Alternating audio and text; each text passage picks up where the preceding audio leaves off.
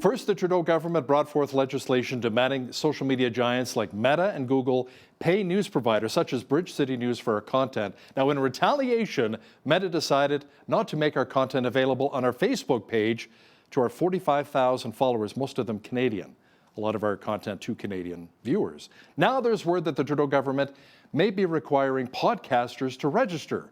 Now, to chat about this in more detail is political reporter and Sun columnist Brian Lilley, who joins us once again from Toronto. Brian, is this another measure being brought forth through Bill C-11? Now, is it censorship or is it being overblown?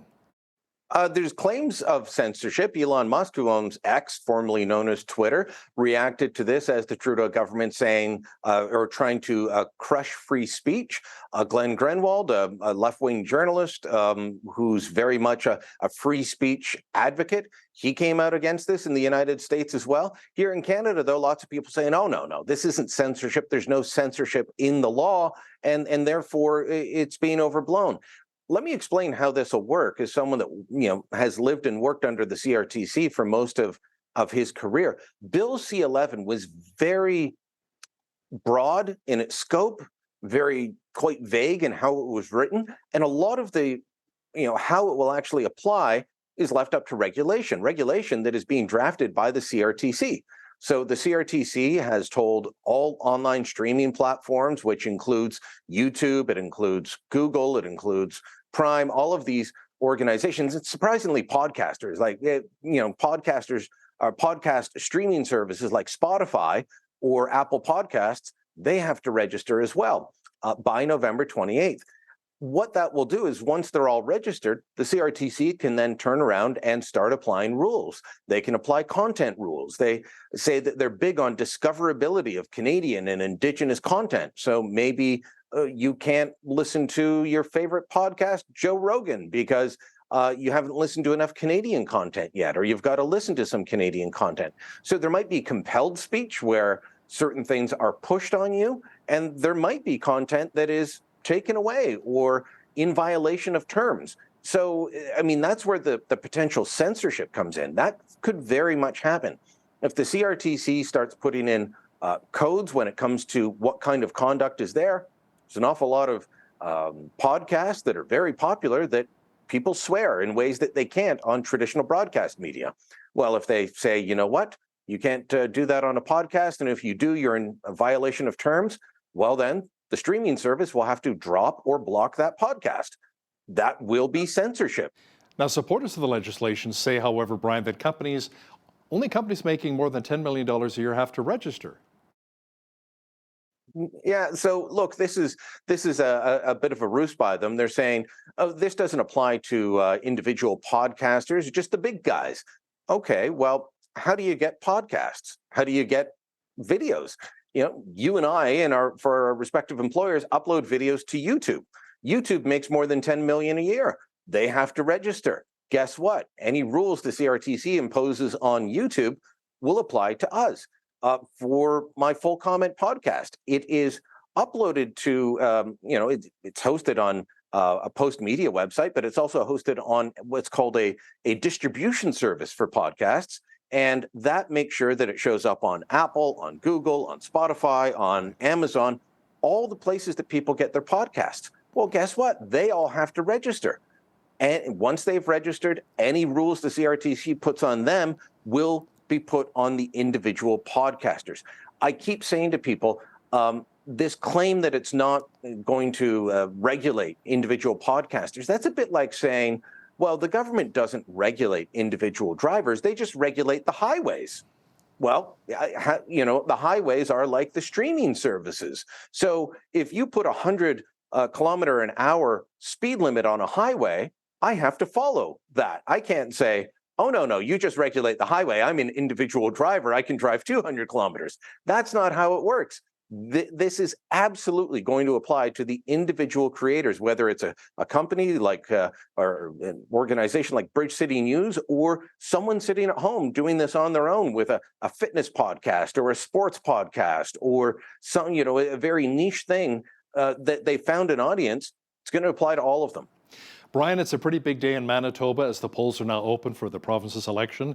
Will the Conservative government, led by Heather Stephenson, hold on to power, or will the NDP's Wab Kinew be elected? Brian, at this point, it's too close to call. It's too close to call. The polls seem to be looking in the NDP's favor.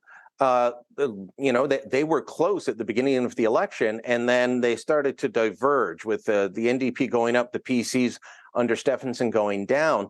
It's been a harsh couple of last days. The PC party putting up a billboard saying, don't vote for a party that will spend $184 million on an unsafe landfill search. The landfill search issue, of course, has been a hot button one. It's very emotional. And when a party starts hitting hard on a hot button issue like that at the end, it normally means they know that they're not in good shape. Now, that ad could work, that messaging could work. There is a scenario where if the PCs and the NDP are tied, the PCs could win enough seats. In fact, they could even be behind a bit, much like we have in federal politics right now. The Trudeau Liberals haven't won the popular vote in the last two elections, but they've won more seats. That could be happening here. So the PCs need all their supporters to come out if they want to be reelected. They need the NDP's support to be underperforming, and the Manitoba Liberals making a bit of a comeback. They could theoretically win seats. I don't know if they will. But, any government going for a third term is tough. And this is their attempt at a third mandate. So you could end up be talking about new Democratic Premier of Manitoba, Wab Kinew, which seems shocking given his past and his history. But he could very much be Premier this time tomorrow. Last week, Saskatchewan Premier Scott Moe said he would recall the legislature on October the 10th to pass legislation using the notwithstanding clause, Brian, to ensure parental rights are protected when it comes to their child deciding to change their name or their pronoun at school. Now, the federal government says Moe is attacking or even shredding the charter. It's difficult for me to buy that argument because Section 33, what we call the notwithstanding clause, is Section 33 of the Charter of Rights and Freedoms. It is in the Charter, and it's the political equivalent of Section 1. And I don't hear politicians getting up on their feet and denouncing every time a judge uses Section 1, where they say, yes, Hal, your rights have been violated. You're absolutely correct. But in a free and democratic society, we think it's fine that we violated your rights, and here's why. Section 33 allows politicians to say, notwithstanding this happening, we're moving forward with this legislation. Has to be renewed every 5 years. What generally happens within a 5-year period? The voters get to have their say again. And if the voters think the government's gone too far, they can turf them. There's some complaints that Saskatchewan is using this preemptively because they haven't lost a court case yet. It was just an injunction that put their policy on hold, but they've decided they're going to go forward. So before it was a policy directive, now it's going to be legislated that this policy is enforced. This was something I was speaking to someone in Premier Moe's office, trying to understand fully the lay of the land. And they said, this policy that some school districts had of not informing parents, it was patchwork. It was here and there. It wasn't uniform across the province. They brought in a policy to make it uniform that parents must be informed. And that was challenged in court. An injunction was granted, pausing it. And they said, well, you know what? We're not going to wait for this to play out in the courts. We're going to use the notwithstanding clause. Special session of the legislature, October 10th. Once that's passed, they won't come back until prorogation and a speech from the throne on October 25th. Yeah, let's see how that plays out. Brian, as Alberta Premier Danielle Smith takes her fight against the so-called clean energy grid to Ottawa, including an ad campaign, a new poll suggests that Canadians don't like the carbon tax. There's a surprise, and don't want it increasing. What did the poll from Lethbridge reveal? It showed that twice as many people want the carbon tax scrapped. So, Pierre Poilievre's been going across the country saying scrap the tax, and you keep hearing, oh, it's a controversial position. Well, let's look at the facts. 37% said scrap the tax completely. Only 18% said they support the government's plan to increase it each year. The poll explained what the government's plan was, and only 18% said, yeah, that's a good idea. So 37% said scrap it, 18% said keep increasing it, and further 18% said, you know what, we should reduce it because times are tough right now. And 27% said, let's just freeze it and leave it where it is. So the radical fringe position is actually the federal government's position once again. And then on the issue of, do you want to pay more for gas? I believe it was 68% said no. That included 25% of the people who had said, yes, keep increasing the carbon tax every year. Okay, do you want to pay more for gas? No, I don't want to pay more for gas, but increase the carbon tax every year. So, that's, let's just say that the Trudeau government's messaging isn't resonating, although Prime Minister Justin Trudeau is speaking this evening at the One Alberta, One Canada reception tonight, kind of a lobby day for Alberta and Alberta businesses in the nation's capital, and the PM speaking at that, so we'll see what he says. Last week, Canada's Chief of Defence Staff appeared before the Commons Defence Committee and answered questions about big cuts to the military budget. Brian, how big a cuts are we talking about, and what kind of image does this really portray to the world about Canada? We're talking about just shy of $1 billion, or about just shy of 6% of the defense budget. And what's interesting is you remember a little while ago, Anita Anand was put in as Treasury Board. Treasury Board is the one that tries to control spending. The finance minister does the spending. The Treasury Board president tries to constrain it. Well, she came out saying, we need to find $15 billion in savings. And people thought, oh, well, the Trudeau government's going to cut. Then they came out and said, well, we're not trying to cut spending. We want to spend that $15 billion on other things. So find your savings elsewhere. $15 billion worth of the federal budget is about 3% of the total federal budget. That's something that any good manager should be able to find 3% savings in a given year. I'm sure that you've had to do it in your newsroom. Your bosses have had to do it for the TV network as a whole. That's the sort of thing is, times change, you've got to be able to do that. And then, as they get better, you can spend more and so on and so forth. But they're asking for 3% across the whole of government, but they want 6% from national defense. That's double what they're asking the whole of government to do. That shows you where the Trudeau government's priorities are. We just promised to meet our NATO commitment of 2% of GDP being spent on the military, and now we're going to cut. When asked about this, Defense Minister Bill Blair said, oh, no, we're not cutting defense. We're going to find $900 million and change worth of savings in travel and consultants. I'm sorry, I just don't buy it. Cutting our defense and sending hundreds of millions of dollars to support Ukraine's defense. Mind you, they're going through a war right now, so it's a little bit different scenario. Brian, many Canadians are still talking about the huge gaffe on Parliament Hill when all 338 MPs stood up and applauded a man who fought for the Nazis in the Second World War. Prime Minister Justin Trudeau apologized on behalf of Parliament, but he personally didn't take ownership of it. Now, why is that? Is it because it was the fault of the Speaker of the House, Anthony Rota, who has since resigned? I still believe and still maintain, Hal, that Justin Trudeau had a role in this. You don't host a foreign leader like that without the Prime Minister's office being involved. So, yes, Anthony Rota said, look, it's my fault.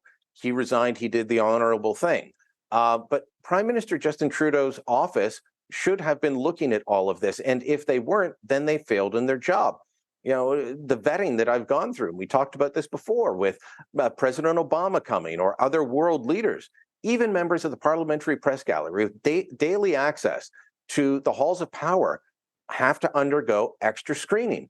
And suddenly you're going to let somebody in and have them feted, with 2 standing ovations, and the PM's not going to know about it? I don't believe that for a second. And now we've got this fallout. It has been more than a week since we found out about this, and the Prime Minister still has not spoken directly to Ukrainian President Volodymyr Zelensky. I asked the Prime Minister's office more than a week ago, has there been a call? What's it like? And their response was, if there had been a call, there would be a readout. My colleague, Warren Kinsella, followed up on Friday, asking if there had been a call. The answer was no, that they've been in communication with the Ukrainian government, but he hasn't spoken to him. What does that tell you? Zelensky doesn't want to take his call. Russia's going around saying, Ukraine's full of Nazis. That's why we needed to invade. Zelensky, who's Jewish and not a Nazi, is saying that's not true. And then Trudeau, with this visit, ends up having Zelensky applauding a guy who fought in a Nazi Waffen SS unit. They've given Russia ample amount of propaganda material from there, and Trudeau has severely damaged the relationship. Brian, we only have about a moment left here, but I wanted to ask you about the Prime Minister who is denying claims by a former Indian diplomat that the plane which visited the G20 summit in India was full of cocaine? Yeah, you have to go back and look at how the former Indian diplomat phrased that. And what he was doing was, I don't think he was making a credible claim that the Prime Minister's plane was full of cocaine or that he was on cocaine, but he was saying, look, Trudeau is saying there are credible allegations of a potential link. That's garbage. It can't be a credible allegation. It's an allegation or it's not. This is strange wording that he's doing, and there's no substance to it. He said, I've got credible rumors that the Prime Minister's plane was full of cocaine. He was making fun of what Trudeau had said in trying to link the Indian government, not making an actual claim about the cocaine. And that just shows you the deterioration of the relationship. We've had 41 Canadian diplomats told to leave India now. We've got daily beatings upon the Canadian government and the Prime Minister in the Indian media. We're now, it seems, India's biggest enemy when we should be very close to that country, and we should be getting closer. Instead, we're not. Political reporter and Sun columnist Brian Lilley, thanks so much for your time today. Thank you, Hal.